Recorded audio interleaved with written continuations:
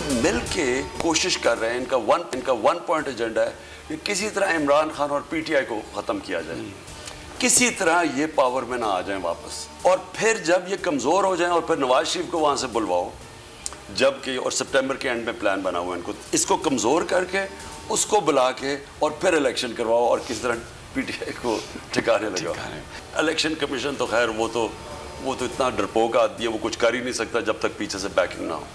तो वो जो सब कर रहा है ये पीछे से इन सबको इंस्ट्रक्शंस है। सितंबर में नवाज शरीफ को वापस लाने की कोशिश हो रही है। प्लान बनाया गया है मुझे कमज़ोर करें और फिर नवाज शरीफ को वापस लाकर इलेक्शन जितवाएं। पीटीआई रहनुमाओं के खिलाफ कार्रवाइयां भी इसीलिए हो रही हैं।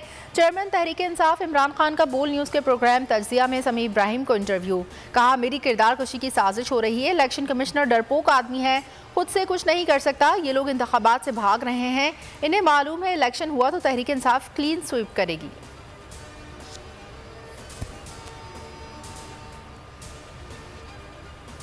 हमारी तो आज़ाद फॉरेन पॉलिसी है, हम तो सब दुनिया को वाज़ेह है हम खड़े किधर हैं। इसलिए मुझे लग रहा है कि इसके पीछे कोई फितना है, इसके पीछे कोई और गेम चल रही है। ये जो अभी आपने ये टीटीपी की बात की, स्वात और भी इलाकों में लोगों को धमकियाँ दे रहे हैं। पहले तो ये समझ जाएं कि ये जो हो रहा है सब कुछ, तो ये भी आप देखें क्योंकि ये बड़ी एक कॉन्स्पिरेसी है। सवात में जो कुछ हो रहा है लगता है इसके पीछे कोई फितना है।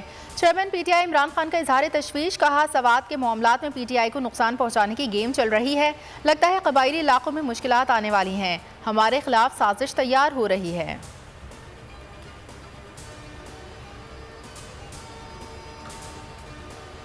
शहबाज सरकार की जुल्म की इंतहा, इंतकामी कार्रवाई के लिए इम्पोर्टेड हुकूमत का कानून से खिलवाड़।